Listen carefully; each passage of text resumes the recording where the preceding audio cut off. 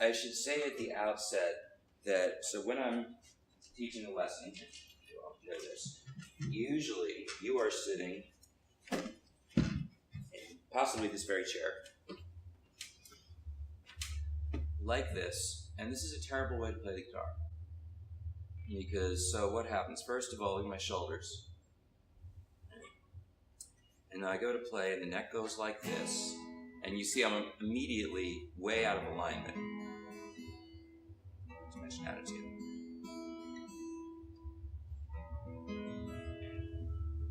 So there's a few things you can do. First of all, it really can be helpful to use a strap to have something holding the instrument to start with. But you notice now, even the way that I'm holding it right now, it's pointing that way. But if I try to do this, now I'm twisted. And that's going to be terrible for singing. I can feel it all through here. So, there's different things you can do. I mean, one of the things that I find I end up doing is actually turning a little bit so that my voice is going out and the guitar is going out. Of course, most of the time the instrument's being amplified, so it doesn't really matter if the sound is directing over this way. But just to be aware that just sitting like this to begin with starts to take you out of alignment from the get-go, immediately. And when this starts happening, or that, even worse, now you're singing to your hand, and obviously I don't have to illustrate how lousy this is, or a position to stay in. And again, I catch myself all the time. Oh, I'm going forward again. And when I see people on stage playing like this, I just want to go and grab them by the chin, just pick the heads up. But the solution that I have, and this will not work for everybody, but I'm a foot stomper. And there could be a bilateral element to this that maybe Liz might chime in with. I'm curious to see how this relates. But I find I become so much more comfortable when, whether it's loud, not every song is going to be appropriate like this, but some kind of movement in my body immediately puts my attention back in here. And I feel better balanced, even if I'm just rocking like this. And I'm not slouching back. And I'm not leaning forward, and I'm not doing this. So I'm balancing on what my teacher used to call my sit bones, and basically just kind of and I'm on the edge of the chair, so my weight is sort of equally distributed between my feet here and my seat on the chair. So we've got this stable tripod that's kind of working with the Alexander technique concept again, of the body being stable. So when I move a little bit,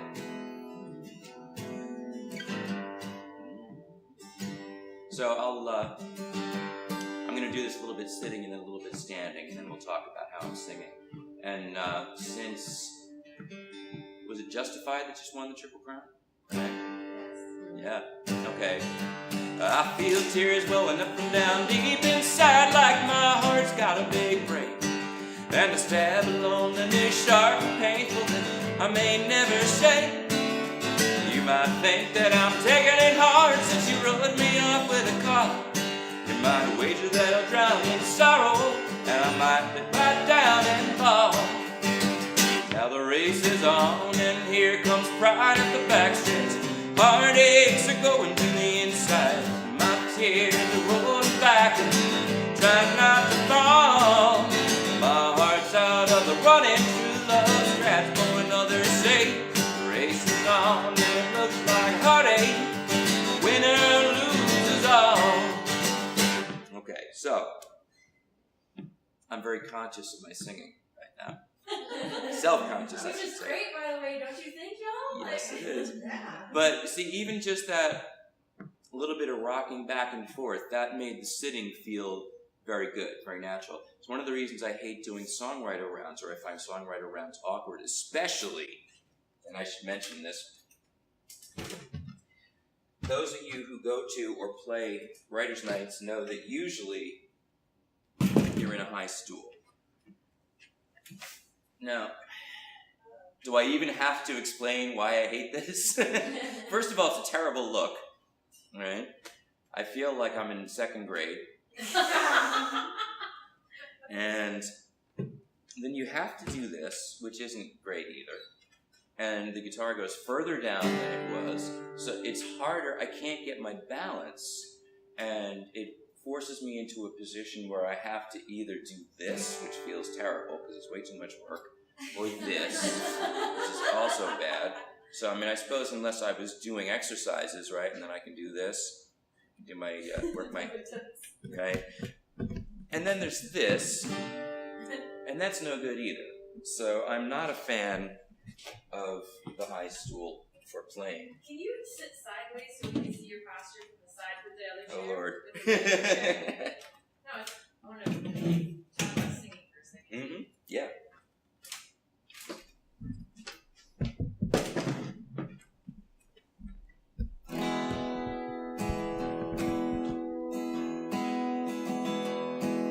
And of course, I'm being conscious of it now. Is that how you sit usually? More or less. Do Yeah. how you do it. Hmm? Do how you do it. Yeah.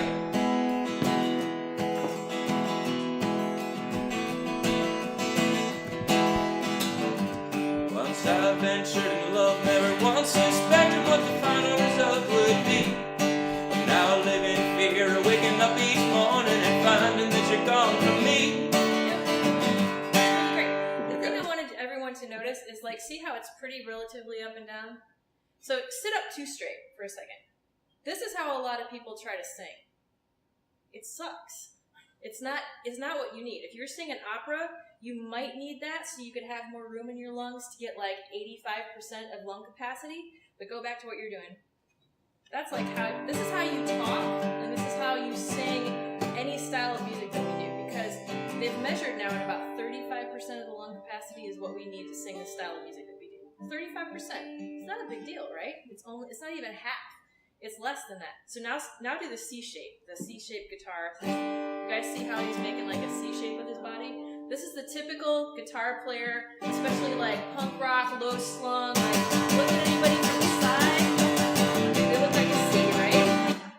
So I don't think you have to overwork it, but just sit in a position that feels like you're rocking back and forth. It's like these two things go hand in hand. This position for playing guitar sets you up perfectly to get good sound out, or more efficient sound. Does that make sense?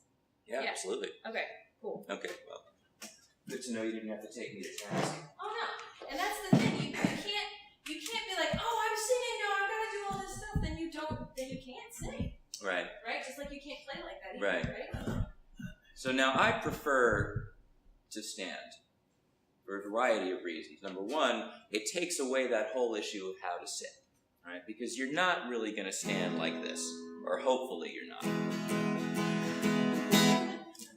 So getting back to this idea of good technique and good sort of, the fundamental design of the body is the right technique.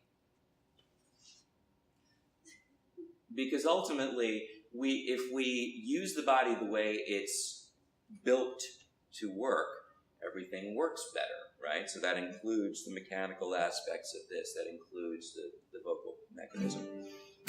So when I'm standing, first of all, it's easier for me to open up through the upper body, so I have more room to move. I should mention, this guitar is an orchestra model, so it's somewhat smaller than a dreadnought guitar, which is probably what most of you might have, or when you go and you buy an acoustic guitar not really knowing necessarily what you're looking for, that's often what people get. A dreadnought's great. I use it for when I need more power, more sound. In certain musical situations, it's really the right thing, and this is not. But I specifically got this guitar because I was playing 4-hour gigs, and this was happening because my arm was out here. And especially if you're doing a lot of rhythm, like accompanying yourself as a singer, most of what you do is going to be rhythmic, right? You're not, maybe you do some fills and things like that. But for the most part, especially playing acoustic guitar, you have to generate that rhythm. So if my shoulder is up, Now I'm immediately interfering with my ability to get sound. Right?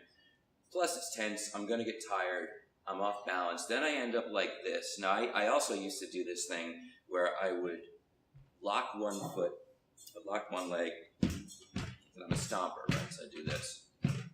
Which can be kind of a thing, and you see people perform, you see all kinds of things, really. But I would finish a show, and the next day, I'd be, oh my God, why does my leg hurt? And Jerry says, why do you think your leg hurts? Have you ever looked at yourself on stage? You're stomping your foot. And I said, yeah, I never noticed that before. So my wife is very observant. And usually right. So then I realized that, wow, it feels a whole lot better, though, if I've got 2 feet. Right? Now I'm breathing better, I feel more fluid, I don't feel so compressed, I feel taller, I'm occupying more space on stage, and went to a performance workshop with Vance Gilbert one time, who's a great singer-songwriter and wonderful performer, and he was like, why would you ever want to sit down on stage? Why would you want to be this big when you can be this big? Well, that makes perfect sense.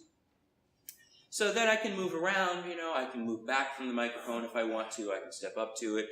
If you're working with a band, and this is really good as a front person, the musicians need to be able to cue off you. It's very simple. If you want the band to just groove, you're back here. And when it's time to sing, you just cued the band without having to do anything other than take a step.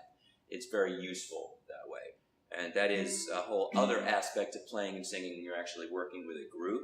But that's another part that we can talk about. But just to sort of touch on it, sort of going back to this idea of getting to the point where you're not so caught up in the mechanics of what you're doing, there's a difference between standing up in front of a band and strumming your guitar and playing with the band as you're standing up in front of the band.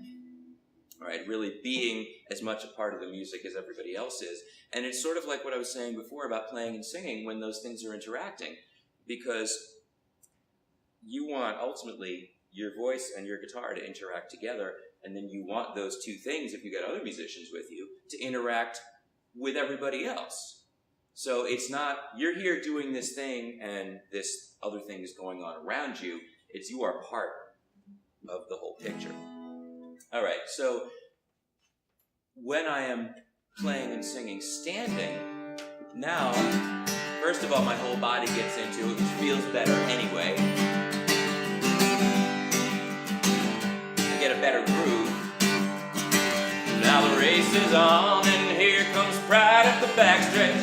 Heartaches are going to the inside. My tears are holding back, trying not to fall.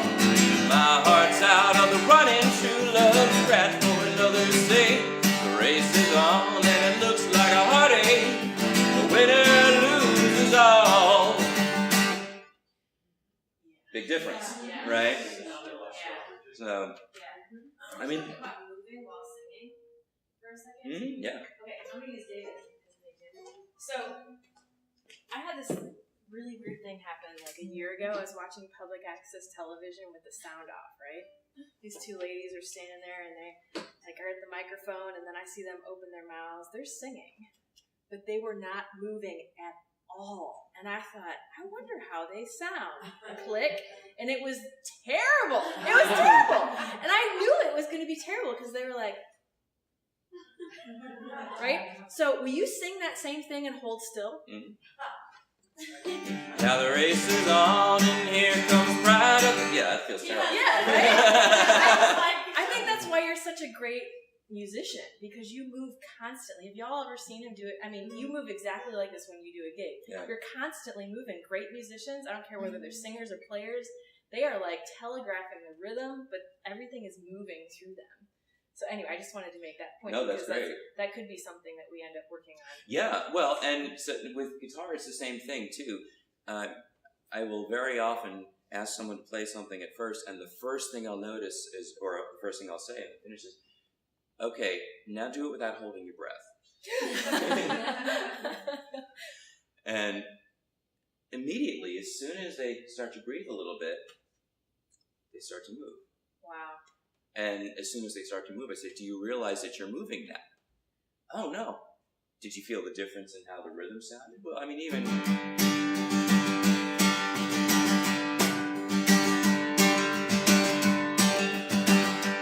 if I move, it makes you move. If I don't... It's hard. And I'm not trying to play less well. It's literally... I can't make my hand do what it needs to do to make the music breathe.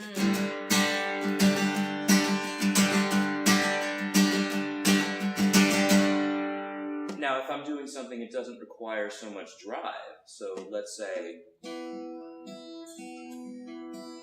Still moving.